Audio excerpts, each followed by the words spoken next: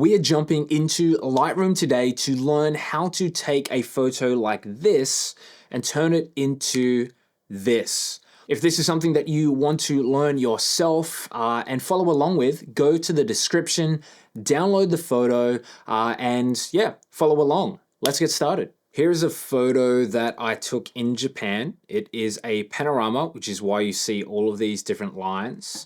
And if we jump up to lens corrections and try to enable some corrections, it has the picture profile still embedded in, which is great. And we're going to keep it exactly like that is. Next, transform. We're not going to do it here. We will fix that up in the crop. So before we jump to basic, let's crop it. I want a custom 2x1 crop. And I want this to be centered, Mount Fuji, but I don't want to be too close to the edge. So I'm going to crop over there and bring this back until that's around centered. And I don't want the water in it. Let's show you what the water looks like.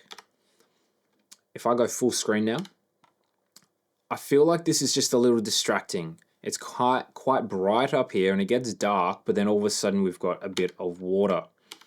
So if we remove that and pop up here just a little bit, maybe we can, we'll see how wide. We'll go as wide as we can and enter in. Let's check that out. That's much nicer. Let's bring it back so Mount Fuji's near the top of the frame. And that just, it feels like my eye now wants to go here, not up there. So bringing that back, that's great. If we could go wider, we could. If you wanted to, you could even use Adobe Generative Fill in Photoshop. So we're just going to fix that up a little. And I think that is probably going to be where we leave it. Let's just bring it up just a little. I don't want to cut the bottom of this building off, which is why I don't want to go up too much higher. And yeah, let's go around there. Basic. Exposure. Let's jump back a second. Profile, Adobe Color. That's pretty much what I have always edited in. You've got different picture profiles. You've got different color profiles here that you can select. We're not going to. We're going to jump straight to white balance. Now we were outside and it was daylight. So if we jump there, it's not quite right. We can play around to try to correct it. We could leave our image here. It feels a little warmer than here, and I'm going to keep it as shot. We're going to come back and warm it up if we need to later. There are a few pinks and purples, but you do not want to be doing that with your tint. We can change that in our tone curves, in our color grading. Exposure, I'm going to bring it up just a little bit. I've actually got a lot of room to play with before I start clipping. And you might be like, what are you doing? I'm going to fix this up later. We're not going to touch our contrast. I'm going to bring our highlights down a little bit. Our shadows, we can boost a little. Our blacks, we'll bring up a little, and our whites down a little. It's a little bit flatter, Let's go before and after. The reason I want it a little flat is because we're gonna add our contrast in our tone curve. Our texture, let's just zoom in here. If I go all the way up, you can kind of see what's happening here. Soft, we just want a little bit of texture, but I do want a bit of a softness to this image. So I'm gonna reduce our clarity. Want it to feel a little dreamy. And our dehaze is gonna get rid of some of that. But I think if we go negative, we're really not going to achieve a result that we want. We do want to remove a little bit of that haze. Now, before and after, that's good. Vibrance, we will move here next. And our saturation overall is not going to do what we want it to. So vibrance, we're going to fix up some of this color. They're just feeling a little bit gross in a second. Overall, I'm going to leave that there. Tone curve. Let's go. Holding Option, we can add points. They're 3 basic points. I'm I'm gonna undo those and use this point tool to click there to kind of get where that is. I also want to touch on our highlights here. And then this point down here. So we've got a few different points we're working with. I want this point, holding Option, because as I hold Option, you can see it doesn't follow my mouse. It moves just a little bit less, a bit more control. I do want to come down and make those a little bit darker. And then I want to bring that back to where it was and just crush some of these blacks. Now with this part, I do feel like I want to emphasize the deep, dark part here to really bring out the highlights. We can probably hover on this point and right-click, delete, just to get a bit of a smoother curve down here. Our highlights as well, I'm going to taper off. We're getting a really heavy S-curve here. And let's control to brighten up. As we bring it down, it's becoming less contrasty. Yeah, love that. I do appreciate highlights all the way up to 90, dropping them down. It kind of, you can see up here on the histogram what it's doing. We want to minimize some of this dynamic range, make it a bit more cinematic, as people call it. Essentially, we're just reducing the dynamic range. In a lot of cinema and film, you won't be hitting perfect white. You won't be hitting perfect black, which you can actually identify by hitting these. We won't now because we've got the tone curve on. So let's turn it off, and I'll just show you what happens. This is now clipped, and this is now pure black. This is what these indicators do. So I'm going to, there we go. You can see what our tone curve is doing. Now I'm going to jump back into here.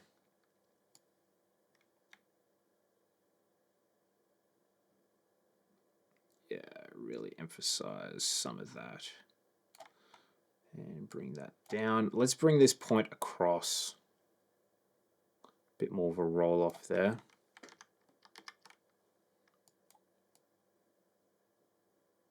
We don't want it too far down.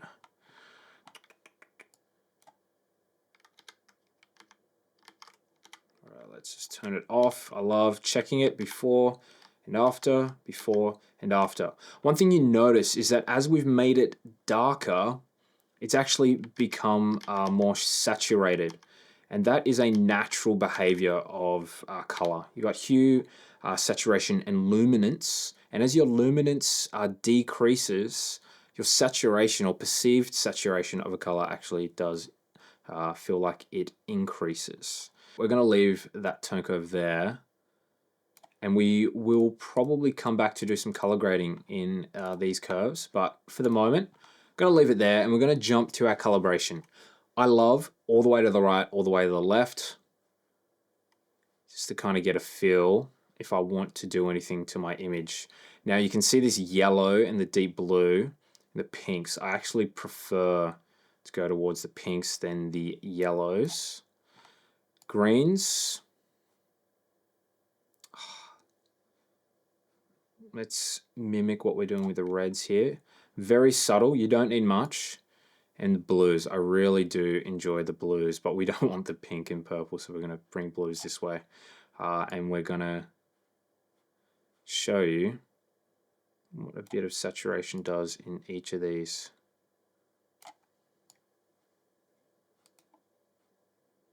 Just a little. Very subtle, but it's changed our colors just a little bit. Okay, color mixer. We've got blocks of color. Let's jump to hue, saturation, and luminance. Okay. I'm going to jump back up here. I'm just feeling like I want to just push my blacks just a little. Okay.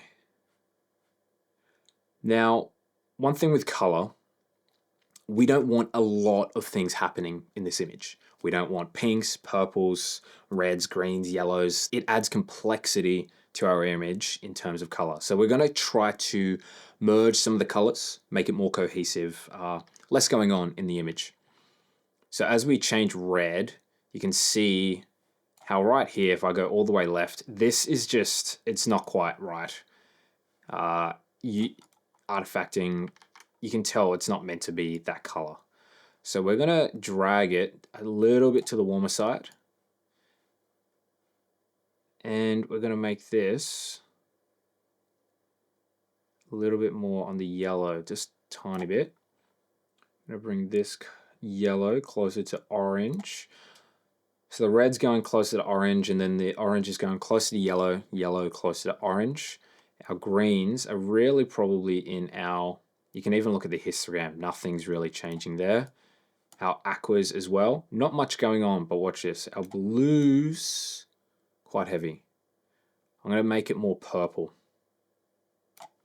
There we go, and we'll probably desaturate that a little. So we've kind of got these oranges and these purples.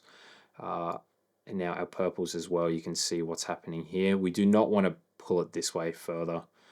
We probably want to keep it parked around where it is. And magentas as well. There's a very thin strip of magenta in here. And kind of leaving it parked around here is where we're going to want it. Before and after of our hues, not a lot. It's kind of those blues to more purple. And we can actually jump down and start to desaturate some of these. Let's go to reds, increasing that a little bit. Our oranges, I do like a bit of that coming on. And our yellows, we'll leave where they are. Our greens and our aquas weren't really doing much in the image. And our reds, I think our luminance of these top colors, it's kind of okay. Maybe a little bit brighter on the orange to accent what's happening in the clouds. And our yellows as well, just a little bit to emphasize over here in the sun. Our blues though, we could really highlight this deep dark part coming through. However, there's a lot of just ill that's happening here. So we're not going to go that far, and we definitely don't want to make it brighter. So I'm going to make it a little darker. And then we're going to see if we can do the same on some of these clouds. And magenta as well. I'm going to just zoom in, see where it starts artifacting. Yeah. Okay. We might end up using some masks to deal with that. So our color mixer, color grading. Hitting these gives you a bit more control over each. And we're going to add a little bit here and then jump to our tone curve as well. Our shadows, I do want to kind of negate the purple here. So I'm looking at contrasting colors across from the purple. We're going to grab the outer wheel. So we've got green selected, dropped our saturation just a little. We just want to neutralize the color a little bit here, and we can do some actual injection of color in our tone curve if we feel like we need it. All right, our highlights. We're going to see what some warmer tones this looks like. Very minimal. There we go. And we can up our luminance just a little. Midtones, we'll just hit them with this. And I do like that warmth, but it is way too saturated. So we're going to drop that all the way down and just start subtly bringing it in. Okay. It's warmed up a little. I did say we could have a look at what warming it up here looks like. And I don't think we need to do that. If we cool it down a little, that's gross. You can see how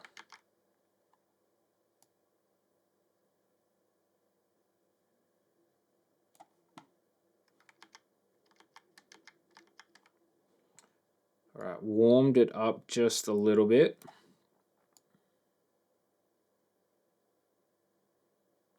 Increasing our shadows.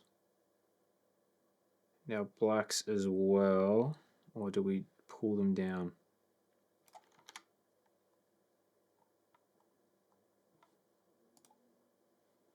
We're getting some issues here.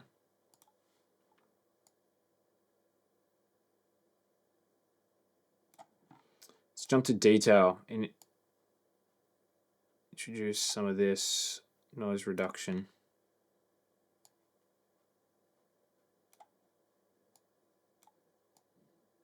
There we go. Smoothing that out a little. And we'll also reduce everything that's being sharpened. Cool. Much nicer. Okay, before, after. Feel like the warm haze. Actually want to reduce. I want to reduce some of this orange that's not.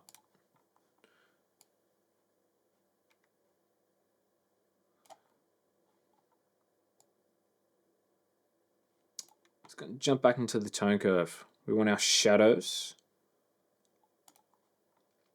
be a little warmer.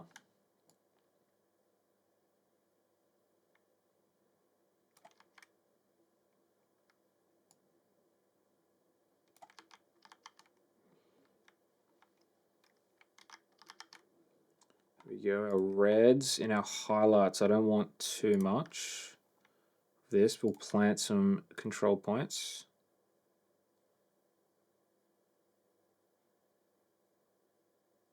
Just a little bit there. Now we're going to find this point. It's around there. Okay. I want to neutralize some of these reds here.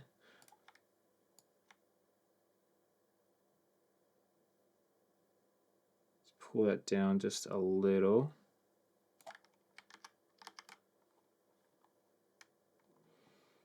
We really do want to get rid of some of this purple. Let's just clean that up completely.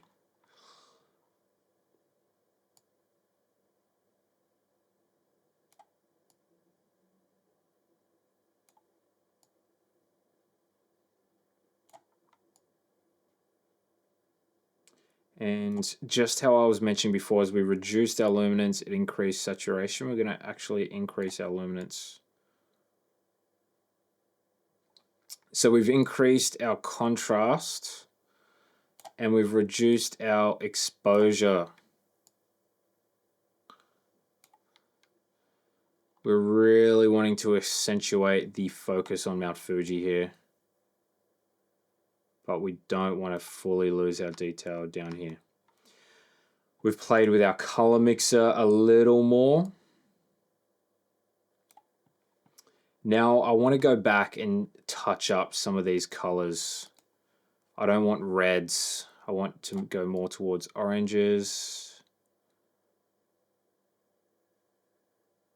I don't want those fake yellows. We want a warm sunset.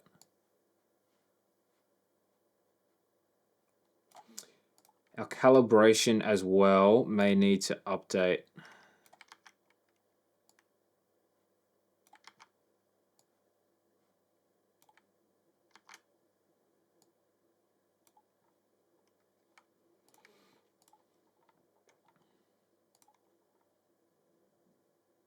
Bring our blues down. Jumping back to our color grading. So that's finding purple. We're going to completely oppose that. And just try to introduce just a little bit.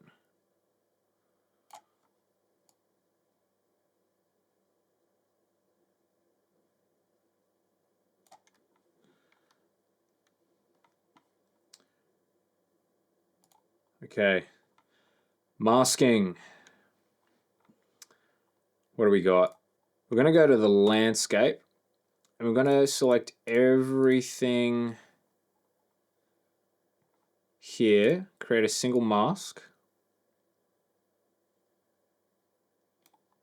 We're going to subtract a brush. Yeah, flow feather densities all at 100.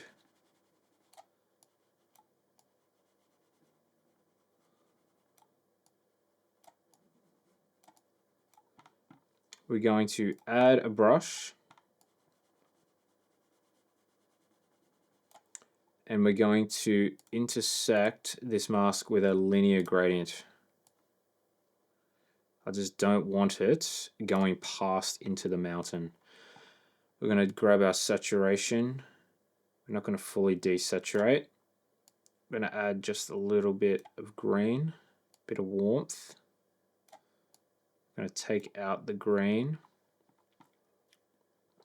I'm going to go to tone and reduce our exposure just a little bit. Highlights of some of those buildings in the whites, we can bring those back. The detail, I'm going to drop our sharpness. There is nothing down here that we need to remain sharp. Increase our noise reduction as well. I'm going to go to our sky.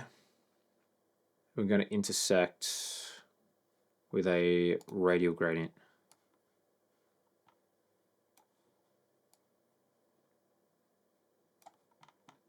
I'm going to increase our exposure here.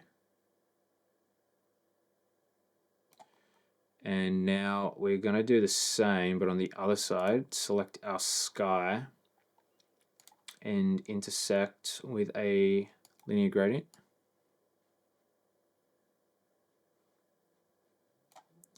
Pull that back. I'm going to decrease exposure on this side. Back to this mask. I'm going to pull it down a little and warm it up. And then we're going to go to this side and we're going to cool it down.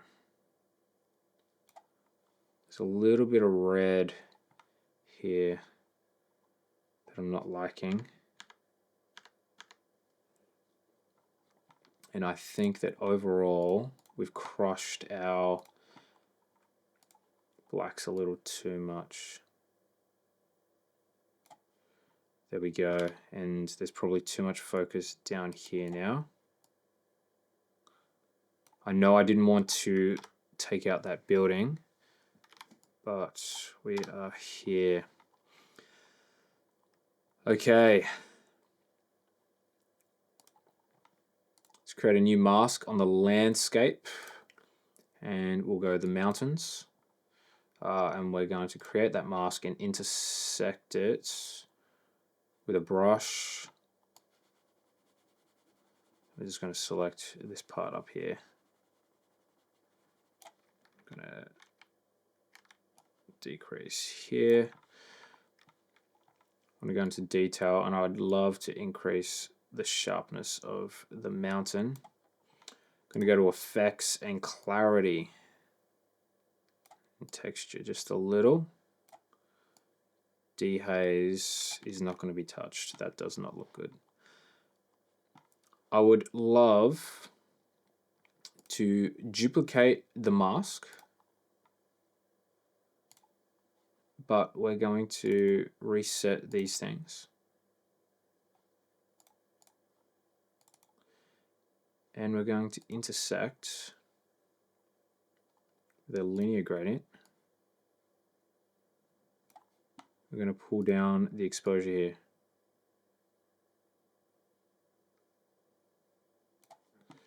And we're going to need to subtract a brush. Auto masking is on. We'll reduce our flow. I just want to get some of this cloud touched up again. Brilliant. Now let's look at our masks before and after.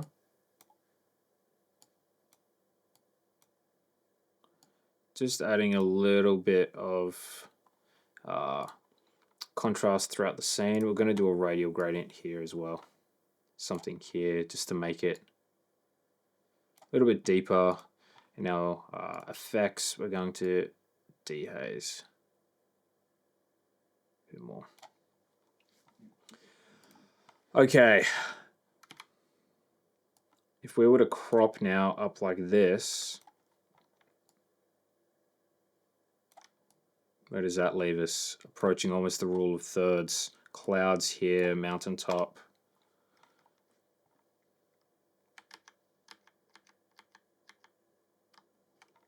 What do I like better? Let's open up our film strip. Create a virtual, let's go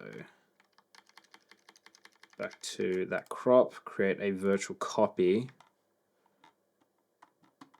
and jump to our history of this image.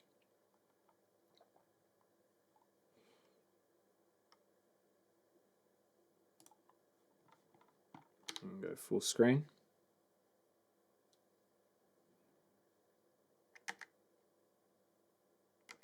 What would I prefer on my wall?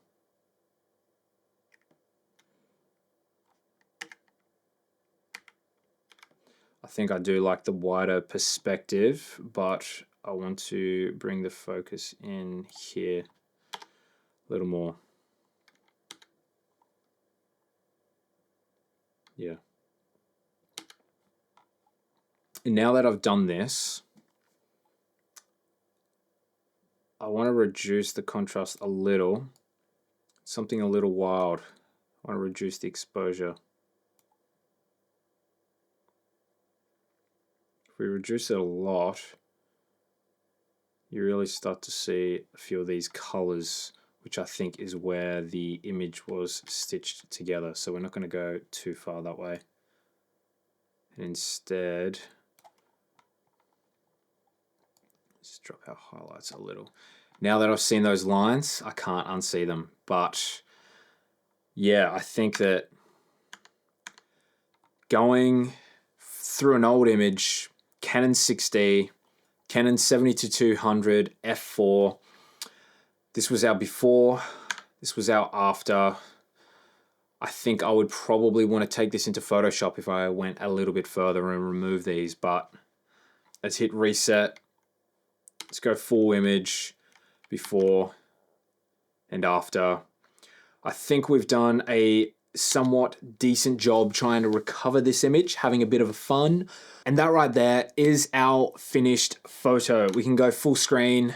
It is what it is. It's probably not a photo I would go out and print. There's quite a lot of bit of color casting happening that in this edit we haven't recovered. The Canon 6D was a great camera, but it has its limitations. I'm just going to leave it as it is. If you've enjoyed this, make sure to give it a like, subscribe, and hopefully you followed along. You might have an image that is similar if you've been copying the edit as we have gone. But feel free to edit a bit further, see what you can make of it. If you can make it turn into something a little bit better, I'd love to see it. If you want to learn more about Lightroom and how to organize photos, how to edit, what my workflow is, I have got a free 30 days of Lightroom mini course that you can sign up for in the description below. You just have to go click the link, add your name, add your email, and for the next 30 days, you will be receiving day-by-day lessons straight to your inbox, teaching you all the ins and outs of Lightroom. So if you are a beginner, you will end up a pro of Lightroom, having every tool at your disposal and knowing how to take your photos from this to this. So if you want to do that, jump into the description, go sign up, and I can't wait to see you there. But as always, stay adventurous. I will see you in the next one.